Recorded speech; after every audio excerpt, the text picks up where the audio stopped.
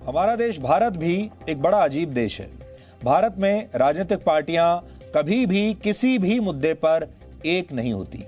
चाहे corona virus का मुद्दा हो, पाकिस्तान हो, चीन से मुकाबले की बात हो, देश की सुरक्षा का मुद्दा हो, श्रमिकों के पलायन का विषय हो, किसी भी मुद्दे पर देश की राजनीतिक पार्टियां आपके सामने कभी भी एकजुट होकर नहीं आती। अगर आप हाल ही में देखें तो कोरोना वायरस जैसा संकट इस समय हमारे देश पर है, उस पर भी हमारे देश की पार्टियां एक मत नहीं है। लेकिन एक मुद्दा इस देश में ऐसा है जिस पर सारी पार्टियां एक साथ आ जाती हैं और उस मुद्दे का नाम है आरक्षण।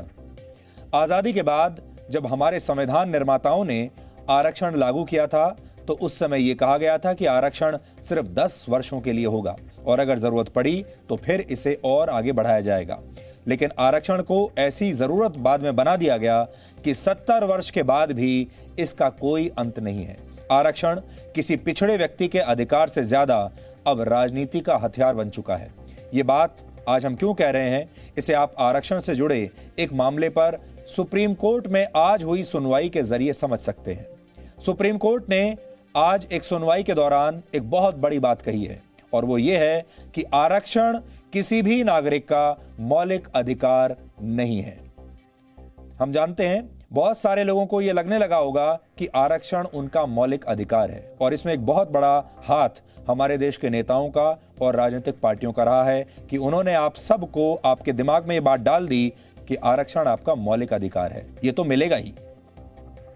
सुप्रीम कोर्ट ने आज ये बात तमिलनाडु में नीट के तहत हो रहे मेडिकल कॉलेज में एडमिशन पर कही है। नीट यानी national eligibility cum entrance test की परीक्षा राष्ट्रीय स्तर पर मेडिकल और डेंटल कोर्स में एडमिशन के लिए होती है।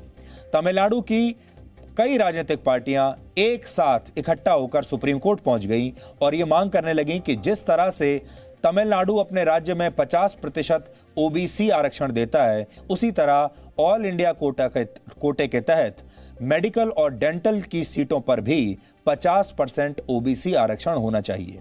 इसके लिए तमिलनाडु सरकार के अलावा उनके विरोधी डीएमके, सीपीएम, सीपीआई और कांग्रेस जैसी पार्टियों ने भी सुप्रीम कोर्ट में याचिका दायर की और ये कहा कि मेडिकल कॉलेज की सीटों पर 50% ओबीसी आरक्षण न देना संवैधानिक अधिकारों का उल्लंघन है। सोचिए, ये एक ऐसा मुद्दा है जिस पर क्या एआईएडीएमके, क्या डीएमके, क्या सीपीआई, क्या सीपीएम, क्या कांग्रेस, ये लोग कभी भी एक साथ किसी भी विषय पर एक मत नहीं होते, एक मंच पर नहीं आते, लेकिन इस बारे में एक साथ आ गए और इन सब लोगों का कहना है कि इसे संविधान के अनुच्छेद 32 के तहत मूल अधिकारों के उल्लंघन का मामला होना चाहिए। लेकिन सुप्रीम कोर्ट की 3 जजों की बेंच ने तमिलनाडु के इन राजनीतिक दलों की याचिकाओं को सुनने से ही इनकार कर दिया। सुप्रीम कोर्ट ने इन दलों के वकीलों से पूछा कि इस मामले में किन संवैधानिक अधिकारों का उल्लंघन हुआ है, क्या वो ये बताएंगे। जब इन वकीलों ने कहा कि इसमें शिक्षा के अधिकार और आरक्षण के अधिकार का उल्लंघन हुआ है, तो इस पर सुप्रीम कोर्ट ने कहा कि कोई भी यह दावा नहीं कर सकता कि आरक्षण का अधिकार एक मौलिक अधिकार है। आरक्षण देने से इनकार करना किसी भी संवैधानिक अधिकार का उल्लंघन नहीं कहा जा सकता। सुप्रीम कोर्ट ने इन सभी राजनीतिक पार्टियों से अपनी याचिका वापस लेने और मद्रास हाई कोर्ट में जाने को कहा है। सुप्रीम कोर्ट में वैसे तो याचिकाएं आती रहती हैं, ये सब मामले, कानूनी मामले चलते ही रहते हैं, लेकिन यहां आप सब के लिए जो खास बात समझने की है इसमें, और वो एक लाइन की बात है लेकिन बहुत महत्वपूर्ण है, वो ये कि सुप्रीम कोर्ट ये कह रहा है कि आरक्षण का अधिकार नागरिकों का मौलिक अधिकार नहीं है। यह बात समझने की है यहां। अब आप आरक्षण के इस मामले में एक बात पर ध्यान दीजिए। सुप्रीम कोर्ट में याचिका दाखिल करने के लिए तमिलनाडु के ज्यादातर राजनीतिक दलों ने एक गठबंधन बना लिया और सब यही बात करने लगे कि मेडिकल की सीटों में 50% ओबीसी आरक्षण मिलना चाहिए। हम इसीलिए बार बार कहते हैं कि आरक्षण को अधिकार से ज्यादा राजनीतिक हथियार इन पार्टियों ने बना लिया है और देश की तमाम पार्टियां और तमाम नेता ये सोचते हैं कि आरक्षण एक ऐसा अचूक राजनीतिक हथियार है जिसके जरिए चुनाव जीते जा सकते हैं। आज सुप्रीम कोर्ट की 3 जजों की बेंच के सामने जब ये याचिका आई तो उन्होंने भी इस बात पर बड़ी हैरानी जताई कि कैसे एक दूसरे के राजनीतिक विरोधी इस मामले में एक साथ आ गए। सुप्रीम कोर्ट ने कहा कि ऐसा लगता है कि सभी दलों की इस मामले में बहुत ज्यादा रुचि है। कुछ वकीलों ने कहा कि ऐसा तो पहले भी हो चुका है। इस पर सुप्रीम कोर्ट ने कहा कि तमिलनाडु में तो ऐसा पहले कभी नहीं हुआ। आप जानते हैं तमिलनाडु एक ऐसा राज्य है जहां तमाम जो पार्टियां हैं, कट्टर राजनीतिक दुश्मनी होती है इन सब पार्टियों की। ये पार्टियां कभी कल्पना भी नहीं कर सकते आप कि एक साथ आ जाएं, लेकिन आरक्षण का मुद्दा इन्हें एक साथ ले आया। अब आप सोचिए कि हमारे देश में कौन सा ऐसा मुद्दा है जिस पर सभी पार्टियां एक हो जाती हैं। आजकल चीन के साथ सीमा पर विवाद चल रहा है, उस पर आप देख रहे हैं कि किस तरह से राहुल गांधी राजनीति कर रहे हैं। कोरोना वायरस की महामारी तेजी से फैल रही है, पूरा देश देख रहा है कि किस तरह से हर पार्टी अलग अलग तरीके से राजनीति कर रही है। प्रवासी मजदूरों के मामले में भी हर पार्टी अलग राजनीति कर रही है, वो सब आपने देखा। यानी कोरोना वायरस हो, चीन हो, पाकिस्तान हो या देश की सुरक्षा से जुड़ा कोई मुद्दा हो, कोरोना वायरस का मुद्दा हो, कभी भी हमारे नेता और पार्टियां एक मंच पर एक साथ नहीं आते। लेकिन सिर्फ एक मुद्दे पर सभी दल एक साथ आते हैं और वो है आरक्षण। आरक्षण का कोई विरोध नहीं करता, इसके खिलाफ कोई बोलने की हिम्मत नहीं करता। आप सोचिए कि हालत यह है कि सुप्रीम कोर्ट भी हैरान होकर कह रहा है कि सभी पार्टियां इस मुद्दे पर एक कैसे हो गई। अब आप समझ सकते हैं कि सुप्रीम कोर्ट की इस टिप्पणी में इस सवाल का जवाब छिपा हुआ है कि इस देश में आरक्षण समाप्त क्यों नहीं होता।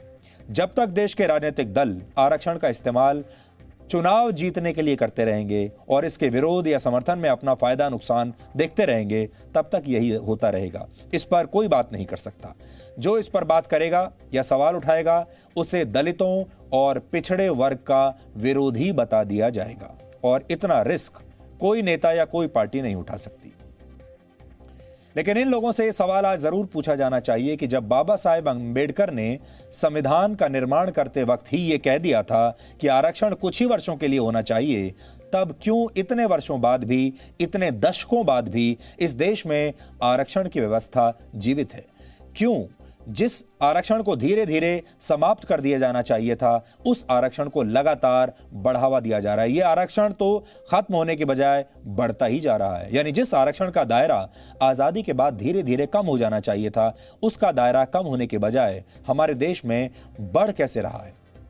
भारत के संविधान में आरक्षण की व्यवस्था इसलिए की गई थी ताकि पिछड़े वर्ग के लोगों को आगे बढ़ने का मौका दिया जा सके और उनकी आर्थिक और सामाजिक स्थिति को बेहतर बनाया जा सके।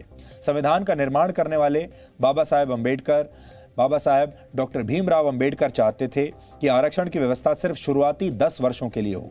यानी भारत में आरक्षण की व्यवस्था को 1960 तक समाप्त हो जाना चाहिए था, लेकिन ऐसा हुआ नहीं, क्योंकि राजनीतिक पार्टियों ने आरक्षण को चुनाव में जीत हासिल करने का एक हथियार बना लिया। और आज भी हमारे देश के राजनीतिक दल हर चुनाव में आरक्षण के इसी हथियार पर धार लगाना भूलते नहीं।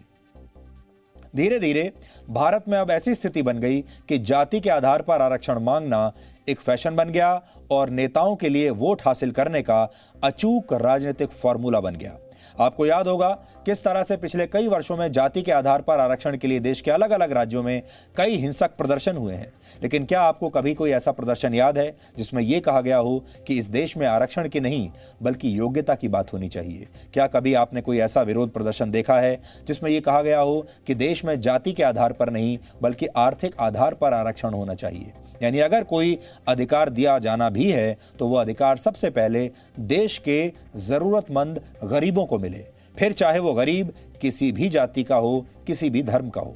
भारत में इस समय केंद्रीय स्तर पर 59.50% आरक्षण का प्रावधान है, यानी लगभग 60%, जिसमें दलितों को 15%, आदिवासियों को 7.5%, अन्य पिछड़ा वर्ग यानी ओबीसी को 27% आरक्षण मिलता है। इसके अलावा आर्थिक तौर पर कमजोर सामान्य वर्ग को 10% आरक्षण मिलता है। आर्थिक तौर पर पिछड़े सामान्य वर्ग को, यहां ध्यान देने वाली बात यह जो अभी शुरू हुआ है। अनुमान के मुताबिक देश की 70 से 75% आबादी इस समय आरक्षण के दायरे में आती है। 70 से 75% आबादी, इसमें वो लोग भी शामिल हैं जो आर्थिक रूप से पूरी तरह संपन्न हैं, लेकिन आरक्षण का फायदा उठाना वो भी नहीं भूलते। यानी आज अगर आप किसी पिछड़ी जाति से आते हैं, जिसको पिछड़ी जाति माना जाता है, हमारा तो ये मानना है कि कोई जाति ना पिछड़ी है ना अगड़ी है, कोई जाति छोटी बड़ी नहीं है, इंसान सब बराबर हैं। लेकिन ऐसे बहुत सारे लोग हैं जो पिछड़ी जाति से आते हैं लेकिन पूरी तरह से संपन्न हैं, फिर भी आरक्षण लेते हैं। इससे उन योग्य लोगों का हक छीन लिया जाता है जो असल में किसी नौकरी या फिर किसी कॉलेज या यूनिवर्सिटी में एडमिशन के लिए पूरी तरह योग्य होते हैं। आपने अक्सर लोगों को ये कहते हुए सुना होगा कि हमारा देश विकसित क्यों नहीं है, हमारा देश सुपर पावर क्यों नहीं है। हमें यह बात समझनी होगी कि किसी भी देश को आगे बढ़ने के लिए आरक्षण की नहीं बल्कि काबिलियत की जरूरत होती है। और शायद इसीलिए यह भी कहा जाता है कि हमारे देश में लोगों के पास डिग्रियां तो हैं लेकिन नौकरियां नहीं हैं, डिग्रियां तो हैं लेकिन काबिलियत नहीं है। हमारे देश के नेताओं को लगता है कि वो आरक्षण के जितने बीज बोएंगे उतनी ही वोटों की फसल काट पाएंगे। आरक्षण को जातियों वाली राजनीति का औजार बनाकर हमारे नेताओं ने पिछले 72 वर्षों में आपके वोट लूटे हैं और देश को लूटा है। हमारे देश में गरीबी हटाओ के नारे लगाए गए लेकिन आज भी हमारे देश से गरीबी हटी नहीं है। सियासत के खिलाड़ियों ने अपनी इच्छा और राजनीतिक स्वाद के अनुसार डॉक्टर अंबेडकर के नाम का पूरा इस्तेमाल किया है, उन पर अपना कॉपीराइट हासिल करने की पूरी कोशिश की है, लेकिन उनके मूल विचारों को असल में किसी ने नहीं समझा। आज भी हमारे देश की राजनीतिक पार्टियां हर चुनाव में आरक्षण के औजार को धार देना भूलती नहीं। इसलिए आज आरक्षण के चैंपियंस को आप सब के लिए पहचानना जरूरी है। लेकिन उससे पहले यह देखिए कि बाबा साहेब अंबेडकर आरक्षण को लेकर क्या कहते थे। उन्होंने कहा था, आरक्षण आर्थिक उत्थान या गरीबी के उद्देश्य से नहीं है। इसके जरिए प्रशासन में कुछ विशेष जातियों का प्रवेश होगा जो अब तक प्रशासन से बाहर रही हैं। इस वर्ग के लोगों को सरकारी नौकरियों में उचित स्थान मिलना चाहिए। इससे इन लोगों को सत्ता के माध्यम से ताकत मिलेगी और ये सशक्त बनेंगे। जहां बहुसंख्यक आबादी सत्ता में अपने हिस्से से वंचित है, वहां कोई लोकतंत्र नहीं है। ये कहा था बाबा साहेब अंबेडकर ने। डॉक्टर अंबेडकर ने ही आरक्षण की सबसे ज्यादा वकालत की थी, ये सही है। लेकिन जो सच आपको नहीं बताया जाता, ये आधा सच है। दूसरा सच आपसे छुपा लिया जाता है। वो ये भी मानते थे कि आरक्षण सदा के लिए नहीं हो सकता। 26 जनवरी 1950 को जब देश में संविधान लागू हुआ तो यह व्यवस्था की गई थी कि हर 10 वर्ष के बाद सरकार इस बात की समीक्षा करेगी कि आरक्षण की जरूरत अब आगे है या नहीं। कहा यह भी जाता है कि डॉक्टर अंबेडकर ने शुरुआत में यह सुझाव भी दिया था कि हर 10 वर्ष की जगह पर आरक्षण को 30 या 40 वर्षों के लिए निश्चित कर दिया जाना चाहिए और इसमें विस्तार करने की किसी भी संभावना को खत्म कर देना चाहिए, यानी उसके बाद विस्तार नहीं होगा। लेकिन एक बार जो आरक्षण व्यवस्था लागू हो गई, वो व्यवस्था न सिर्फ अब तक कायम है बल्कि इसमें एक के बाद एक जातियां जुड़ती चली गईं और आरक्षण बढ़ता चला गया। जैसे वर्ष 1989 में मंडल आयोग की सिफारिशों के आधार पर अन्य पिछड़े वर्ग यानी ओबीसी को 27% आरक्षण का प्रावधान दे दिया गया। इसके बाद ऐसी स्थिति आ गई कि सुप्रीम कोर्ट को एक बड़ा फैसला सुनाना पड़ा कि आरक्षण किसी भी सूरत में 50% से ज्यादा नहीं होना चाहिए और जो आरक्षण समानता के सिद्धांत का उल्लंघन करेगा उसे लागू नहीं किया जा सकता। लेकिन कई राज्यों ने अपने अपने राज्यों में सरकारों ने आरक्षण की सीमा को 50% से भी ज्यादा कर दिया। जैसे तमिलनाडु में 69% आरक्षण है। हालांकि सुप्रीम कोर्ट ने 2010 में अपने आदेश में कहा कि अलग अलग राज्य 50% की सीमा से ज्यादा आरक्षण दे सकते हैं, लेकिन इसके लिए उनके पास मजबूत सामाजिक और वैज्ञानिक आधार होना चाहिए। सोचने वाली बात यह भी है कि भारत में हर 5 साल में होने वाले चुनाव से पहले हम नई जातियों और नए वर्गों को आरक्षण के दायरे में शामिल कर लेते हैं। ऐसा 72 वर्षों से होता चला आ रहा है। ये पार्टियां और नेता इस उम्मीद में नए लोगों को आरक्षण में शामिल करते हैं ताकि चुनाव में ये जो नए लोग होंगे, नए वर्ग होंगे, नई जातियां होंगी, ये उन्हें वोट देंगे। जबकि होना इससे उल्टा चाहिए था। भारत को अब तक इतना मजबूत हो जाना चाहिए था कि वो हर 5 साल में अलग अलग वर्गों को सशक्त बनाकर आरक्षण के दायरे से बाहर करता चला जाता। हमारा आज ये कहना है कि हर 5 साल में देश को एक नई सूची जारी करनी चाहिए और उस सूची में यह बताना चाहिए कि अब इतने लोगों को आरक्षण की आवश्यकता नहीं रही, हमने इन्हें सशक्त बना दिया, अब ये आत्मनिर्भर बन चुके हैं और इसलिए इन्हें आरक्षण के दायरे से बाहर किया जाता है। और धीरे धीरे धीरे एक दिन ऐसा आए जब पूरी सारे नागरिक आरक्षण की दायरे से बाहर हो जाए। एक दिन ऐसा भी आता जब देश में किसी को भी आरक्षण की आवश्यकता पड़ती ही नहीं। लेकिन दुख की बात यह है कि हम आज भी आरक्षण पर ही आश्रित हैं और शायद यही भारत के आत्मनिर्भर बनने की राह में सबसे बड़ी रुकावट है। आज हम ये बात तो बहुत कहते हैं कि भारत को आत्मनिर्भर होना चाहिए, लेकिन आरक्षण लेकर क्या भारत आत्मनिर्भर हो सकता है? क्या जो लोग आरक्षण का लाभ ले रहे हैं बिना योग्यता के, सिर्फ इस कारण कि वो एक खास जाति से आते हैं, क्या वो कभी भी आत्मनिर्भर हो पाएंगे? ये एक बहुत बड़ा सवाल है और इसीलिए हम ये कह रहे हैं कि आत्मनिर्भर बनने के लिए, सशक्त बनने के लिए आपको आरक्षण की नहीं बल्कि काबिलियत की जरूरत है। यहां हम ये साफ करना चाहते हैं कि हम आरक्षण के खिलाफ नहीं हैं, बल्कि आरक्षण को सही तरीके से और सही लोगों के लिए लागू कराने के पक्ष में है, सही लोगों के लिए, ताकि समाज के हर वर्ग के कमजोर व्यक्ति को, जिसको इसकी जरूरत है, उससे इसका लाभ मिल सके। और इसी मुद्दे पर हमारा आज का दृष्टिकोण यह है कि आरक्षण जैसी व्यवस्थाएं आर्थिक रूप से कमजोर लोगों के लिए ही होनी चाहिए, क्योंकि इसे जाति के आधार पर लागू करना एक तरह से समाज का बंटवारा करने के बराबर है। हमारा मानना है सभी इंसान बराबर हैं और जब इंसान बराबर हैं तो जातियों के आधार पर आखिर कोई छोटा और बड़ा कैसे हो सकता है। आरक्षण के संदर्भ में हमें यह बात समझनी होगी कि किसी भी इंसान के सम्मान के लिए उसका आत्मविश्वास बहुत जरूरी है और आत्मविश्वास 3 बातों से आएगा। पहला है परिश्रम, दूसरा है पुरुषार्थ और तीसरी और सबसे जरूरी बात है आत्मनिर्भरता। अगर कोई पुरस्कार आपको परिश्रम और पुरुषार्थ के बगैर मिले तो उसे एक प्रकार से रिश्वत माना जाएगा और उस व्यक्ति में कभी भी वो आत्मविश्वास नहीं आ सकता। आत्मनिर्भर व्यक्ति समाज या देश बनाने के लिए सबसे पहली शर्त यह है कि उसमें आत्मविश्वास होना चाहिए। अगर आरक्षण देना ही है तो आर्थिक आधार पर दिया जाना चाहिए, लेकिन आर्थिक तौर पर आरक्षण भी इसी भाव से देना चाहिए कि आगे चलकर इसकी जरूरत कम से कम लोगों को हो। एक सरकार की सफलता इस बात में है कि वो ये बताए कि अब उसके शासनकाल में कितने कम लोगों को आरक्षण की आवश्यकता रह गई है, ना कि वो ये बताए कि अब हमने कितने ज्यादा लोगों को आरक्षण के दायरे में डाल दिया है। इसका मतलब सरकार अच्छा काम नहीं कर रही और ये बात आप सब लोगों को समझनी होगी कि आपको आरक्षण नहीं बल्कि सशक्त बनने की जरूरत है, आत्मनिर्भर बनने की जरूरत है, इतना सफल बनने की जरूरत है कि आपको ना सब्सिडीज की जरूरत पड़े, ना डिस्काउंट की जरूरत पड़े, ना ईएमआई और लोन माफ कराने की जरूरत पड़े और ना ही आरक्षण की जरूरत पड़े। आप इतने सशक्त बने कि आप अपनी सारी ईएमआई, सारे लोन और अपनी काबिलियत के आधार पर कोई भी काम कर सकें।